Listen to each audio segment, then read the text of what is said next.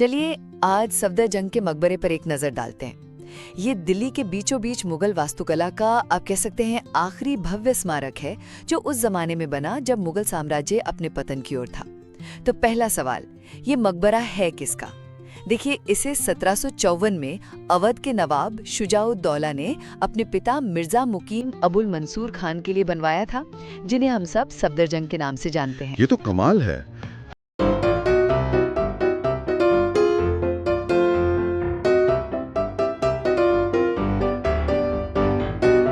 लेकिन जब मैं इस इमारत के बनने की तारीख देखती हूँ 1754, तो मेरा दिमाग थोड़ा घूम जाता है। ये मुगल इतिहास के हिसाब से काफी देर का समय है। औरंगजेब की मृत्यु हुए लगभग 50 साल हो चुके हैं। साम्राज्य बिखर रहा है। उस दौर में दिल्ली में मतलब ऐसा भव्य मकबरा बनवाने की ताकत थी किसके पास और क्यों? आपने बिल्कुल सही नस पकड़ी है। 1754 का साल ही इस मकबरे की पूरी कहानी कह देता है। ये वो दौर था जब मुगल सल्तनत बस नाम की बची थी। बादशाह थे मोहम्मद शाह रंगीला, जिनके दौर में नादिर शाह ने दिल्ली को लूटा था, तख्ते ताउस तक ईरान ले गया।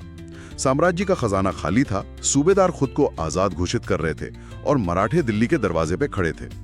ऐसे में सफदरजंग, जो अवध के नवाब थे, वो दिल्ली में वजीर आजम यानी प्रधानमंत्री बन के आए। वो एक बहुत ताकतवर और काबिल इंसान थे, लेकिन वो एक ऐसे जहाज के कप्तान थे जिसमें सैकड़ों छेद हो चुके थे। तो क्या ये मकबरा उनकी अपनी ताकत का प्रतीक था या फिर एक ढहते हुए साम्राज्य में अपनी पहचान बनाए रखने की एक आखिरी कोशिश? दोनों। एक तरफ से देखें तो ये सफदरजंग की अपनी शक्ति और दौलत को दिखाता है जिन्होंने अवध से कमाई थी, लेकिन दूसरी तरफ ये उस वक्त की लाचारी का भी प्रतीक है। इसे उनके बेटे शुजाउद्दौला ने बनवाया था और उन्होंने कोशिश की कि ये हुमायूं के मकबरे जैसा भव्य दिखे, जो दिल्ली में मुगल वास्तुकला का पहला महान उदाहरण था। वो शायद ये संदेश देना चाहते थे कि मुगल शान अभी जिंदा है, पर ये एक भ्रम था। इसकी वास्तुकला ये जो बना है ना, ये क्लासिक चार बाग स्टाइल में है। मतलब बगीचे को 4 हिस्सों में बांटा गया है। देखने में ये आपको हुमायूं के मकबरे की याद दिलाएगा, पर उससे थोड़ा सिंपल है। और एक दिलचस्प बात यह है कि क्योंकि तब तक साम्राज्य के संसाधन घट रहे थे, तो माना जाता है कि इसे बनाने में कुछ रिसाइकल्ड मटेरियल का भी इस्तेमाल हुआ था। और आखिर में इसका ऐतिहासिक महत्व।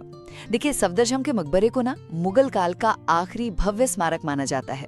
इसके बाद मुगल वास्तुकला फिर कभी अपनी वो पुरानी शान हासिल ही नहीं कर पाई। तो एक तरह से ये मकबरा मुगलों के उदय और पतन दोनों का गवाह है। संक्षेप में कहें तो सफदरजंग का मकबरा सिर्फ एक सुंदर इमारत नहीं, बल्कि मुगल शान के एक पूरे युग का अंतिम प्रतीक है। अगर आपको ये वीडियो पसंद आई हो तो लाइक, कमेंट और शेयर जरूर करें। और हाँ, अगले व्लॉग में हम दिल्ली का एक और खूबसूरत मॉन्यूमेंट एक्सप्लोर करेंगे।